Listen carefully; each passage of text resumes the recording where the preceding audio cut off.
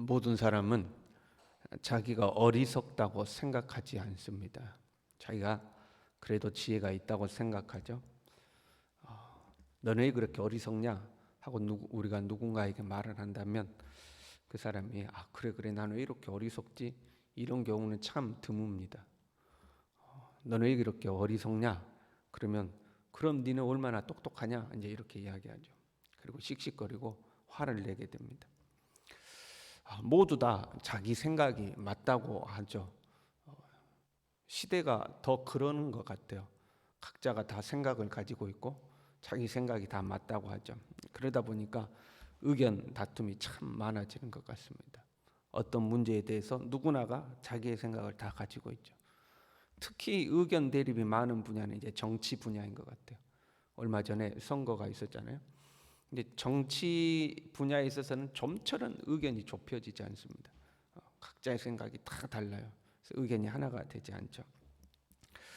서로 의견이 대립할 때에 권위 있는 사람이 있으면 어느 정도 정리가 됩니다. 권위자가 있는 거죠. 그 권위자가 스승일 수도 있고 선배일 수도 있고 부모일 수도 있고 목회자일 수도 있고 어떤 사회적 지위가 있는 사람일 수도 있죠. 그러면 그러한 권위자가 와서 그것은 그렇게 하는 게 아닙니다. 그것은 이게 맞습니다. 그러면 딱 정리가 되는 거 아니에요. 의견 충돌이 있다가도 선생님이 이렇게 말씀하시는구나. 누가 이렇게 말씀하시는구나 하고 딱 정리가 되는 거죠. 근데 지금은 그 권위가 무너진 시대입니다. 일부러 권위를 무너뜨리는 시대의 흐름이 있어요. 그래서 모든 권위를 다 무너뜨리죠. 탈권위주의 시대라고 말하기도 하고 해체주의라고 말하기도 하고 그런 어떤 사조들이 있는 거죠. 그래서 모든 권위를 다 무너뜨립니다. 옳고 그름, 맞고 틀림이 없다는 거죠. 옳고 그름이 존재하는 것이 아니라 서로 다름이 존재한다 이렇게 이야기하죠. 서로 다른 거지 옳고 그른 것이 아니다. 맞고 틀린 것이 아니다. 그냥 다른 거다라고 생각하는 거죠. 제가 며칠 전 뉴스를 보다가 우연히 이런 뉴스를 봤어요. 올해 유행하는 패션 중에 수영복 패션이 있대요. 수영복 같은 옷을 입고 이제 돌아다니는 거예요. 등짝이 다 파져가지고 등짝이 없고 앞에만 간신히 이렇게 중요한 부위만 가리는 그게 패션이래요. 그래가지고 이제 그게 수영장에서나 입을 법한 옷을 입고 이제 돌아다니는 거죠. 그게 패션이라는 거죠. 우리 그런 말 있잖아요. 지멋대로 산다. 그러니까 옳고 그름이 없어요. 맞고 틀린 게 없어요. 그냥 내가 좋으면 내 좋은 대로 사는 거예요. 자기 멋대로 이제 사는 거죠.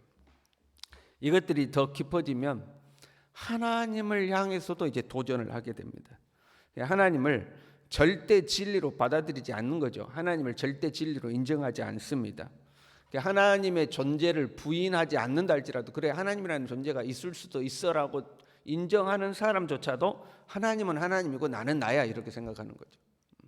하나님은 하나님이고 나는 나인 거예요. 하나님 너 하나님 믿어? 그럼 너는 네 믿음대로 사는 거고 나는 내 생각대로 사는 거야. 하나님조차도 절대 기준이 되지 않는 거죠. 그는 하나님이 하지 말라고 하셨어. 하나님의 말씀에 그것은 이렇게 하라고 하셨어. 그래도 그거는 네 사정이고 네가 믿는 하나님은 뭐 그런가 보지. 나는 내 생각대로 살 거야. 하나님의 절대 권위까지도 인정하지 않는 거죠. 21절에요.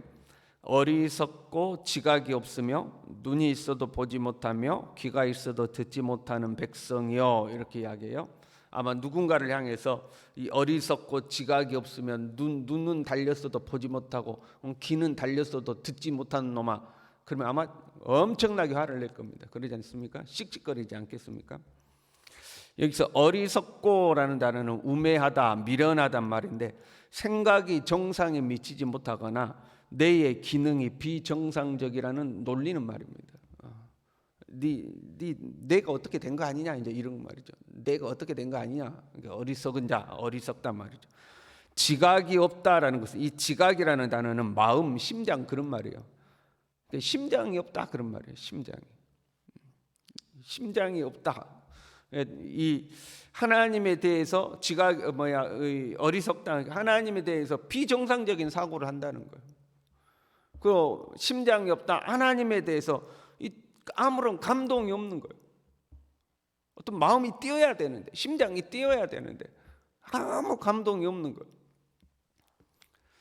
그리고 눈은 있어도 보지 못하며 귀가 있어도 듣지 못하는 거죠. 그러면 나는 내 눈으로 다 보고 살아, 내 귀로 다 듣고 살아. 근데 내가 뭘 못 보냐, 내가 뭘 못 듣냐 이럴 수 있죠. 근데 우리가 이 눈으로 보고 귀로 듣는 것만이 전부가 아니죠. 보이는 것 그 이면에 또 다른 것들이 존재하는 거죠. 그래서 누가 어떤 말과 어떤 행동을 하면 우리 이런 표현 있잖아요. 야, 저 속셈이 안 보이냐? 그래, 저 속셈이 안 보이냐? 저렇게 말하는 속셈이 안 보이냐? 저렇게 행동하는 속셈이 안 보이냐? 지금 아무 생각 없이 보면 이렇게 행동하는 거고 이렇게 말하는 거지만 그 이면에 보이지 않게 품는 마음을 네가 못 보냐 하고 이야기하잖아요. 눈으로 보는 게 있고 이 물리적 눈이 아니라 그 이면에 숨은 무언가 마음과 의도가 있고 그걸 못 보냐 이렇게 하는 거죠. 마찬가지로 한 걸음 더 나아가면 우리의 눈으로 보이는 이 사건과 어떤 현상 이면에 하나님의 손길이 있다는 거죠. 근데 너는 눈은 떴는데, 네 눈은 떴는데 그 하나님의 손길은 못 본다는 거예요. 듣는 것도 마찬가지죠. 우리가 누군가 대화할 때 진짜로 하고 싶은 말을 못 듣는 경우가 있잖아요. 지금 뭔가 내가 말을 듣고 있지만 진짜 하고 싶은 말이 뭐냐 이걸 모를 때가 있는 거죠. 하나님은 지금도 우리에게 말씀하시죠. 기록된 말씀을 성경을 통해서 말씀하시고 성령을 통해서 말씀하시고 환경을 통해서 말씀하시고 다양한 방법으로 하나님 우리에게 말씀하시잖아요. 그런데 우리가 그걸 못 듣는데 하나님의 소리를 듣기는 듣는데 보기는 보는데 하나님의 손길을 못 보고 하나님의 말씀을 못 듣는 거죠. 그런데 문제는 이렇게 어리석고 지각도 없고 보지도 못하고 듣지도 못하는데 모든 사람이 그럼에도 불구하고 자신이 똑똑하다고 생각한다는 거죠. 나 이렇게 어리석을까? 나 이렇게 하나님 뜻을 알지 못할까? 하고 하나님 앞에 겸손하게 엎드리고 주님 나를 가르쳐 주십시오. 내가 어리석고 무지합니다. 이렇게 하는 게 아니고 다들 자기가 똑똑하다고 생각하는 거예요. 자기가 지혜롭다고 생각하는 거예요. 그러다 보니까 하나님이 정해 놓은 선을 아무렇지도 않게 그냥 넘어가는 거예요. 자연 만물은 하나님이 정해 놓은 한계에 순종을 하는 거죠. 그렇잖아요. 지금 말씀에가 그렇게 돼 있는 거 아닙니까? 하나님께서 바다의 한계를 삼고 그 한계를 넘지 못하도록 했더니 아무리 바다가 요동을 쳐도 그 한계를 넘어서지를 못한다는 거예요. 여기서 이 한계라는 말은 율례, 규례, 법령과 같은 말이에요. 하나님이 사람에게 율례를 주시고 규례를 주시고 법령을 주셨는데 자연 만물은 하나님이 정해놓은 한계를 넘어가지 않는데 그 자연 만물을 다스린다는 인간이 만물의 영장이라는 인간이 온 만물 중에 가장 뛰어난 지혜를 가지고 있다는 그 인간은 하나님이 정해놓은 한계를 아무렇지도 않게 넘어가더라 이 말이에요. 그리고 그것이 자기의 지혜라고 자랑하고 자기의 용기라고 자랑하고 그 넘어가는 거죠. 이것이 얼마나 큰 잘못인가를 모르는 거죠. 그러니까 무지하고 어리석은 거예요. 자기는 지혜로워서 자기는 용기 있어서 뭐 그런 거 아무것도 아니야 하고 넘어가지만 하나님 앞에서는 정말 무지하고 어리석은 거죠. 그렇게 하나님에 대해서는 어리석고 무지하고 지각도 없고 보지도 못하고 듣지도 못하는데 남을 속여서 자기 이익을 챙기는 데는 생각이 참 돌아가는 거예요. 머리가 그냥 칙칙칙 돌아가죠. 어떤 그런 자기 이익을 챙기는 일에는 막 심장이 살아서 펄딱펄딱 뛰는 거예요. 그런 데는 머리가 비상하고 그런 데는 심장이 펄딱펄딱 살아있는 거예요. 너희가 번창하고 거부가 되어 살찌고 윤택하며 어떻게 거부가 되고 어떻게 번창하고 어떻게 살찌고 어떻게 윤택해요? 수단과 방법을 가리지 않는 거예요. 그냥 머리가 비상하게 돌아가는 거예요. 새 사냥꾼이 매복함같이 지키며 덫을 놓아 사람을 잡으며 새장에 새들이 가득함같이 너희 집들의 속임이 가득하도다. 그냥 속여서라도. 근데 세상이 그걸 뭐라고 그래요? 세상에서는 똑똑하다고 그래요. 참 저 사람 똑똑해, 참 머리가 비상해, 그렇게 이야기를 하는 거잖아요. 여러분, 하나님께로부터 오지 아니한 복은 다 가짜인 겁니다. 하나님의 방법으로 얻지 않는 것은 다 가짜인 거예요. 저렇게 얻은 부와 명예와 권력은 절대 복이 아닌 거예요. 하나님을 쫓아서 얻은 복이 아니면 이건 다 가짜인 거예요. 그런데 모든 사람이 그 가짜 복을 얻으려고 쫓아가는 거죠. 선지자들은 거짓을 예언하며 제사장들은 자기 권력으로 다스리며 내 백성은 그것을 좋게 여기니. 여러분, 선지자들이 왜 거짓 예언할까요? 하나님이 주신 말씀 그대로 정직하게 선포하면 되지 않겠습니까? 근데 거짓으로 예언해요. 왜 거짓으로 예언해요? 사람들 듣기 좋으라고. 사람들 듣기 좋으라고. 그래야 사람들에게 내가 인기도 있고 때로는 권력이 있는 자로부터 뭔가 나에게 주어지는 것도 있고, 그래서 사람들 듣기 좋으라고 거짓 예언하는 거예요. 제사장들은 자기 권력으로 다스리며. 왜 자기 권력으로 다스릴까요? 하나님이 명하시는 대로 순종하고 하나님이 명하시는 대로 하면 되지 않겠어요? 그런데 하나님이 명하시는 대로 하지 않고 자기 하고 싶은 대로 자기 권력대로 하는 거예요. 왜요? 사람들 보기 좋으라고. 그러니까 백성들이 다 좋게 여긴다 이렇게 돼 있잖아요.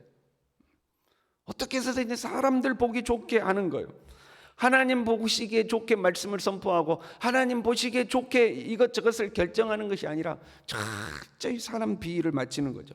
사람 비위 맞추고 사람 기분 좋게 하고 그렇게 하는 거예요. 왜? 그것으로부터 어떻게 해서든지 부와 명예와 권력을 얻으려고 하는 거죠.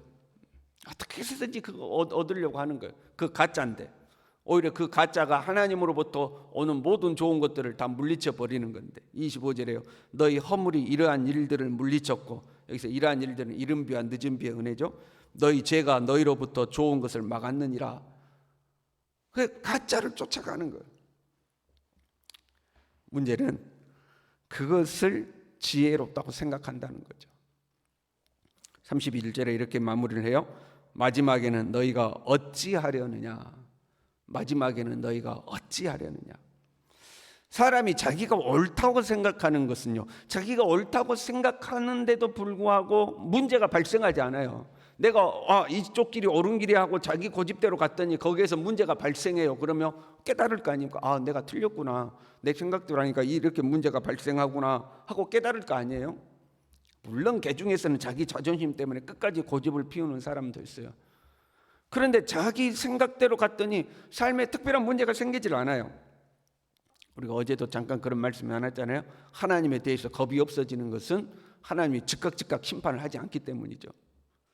내 삶에 즉각 문제가 나타나지 않으니까 문제가 없다고 생각하는 거죠.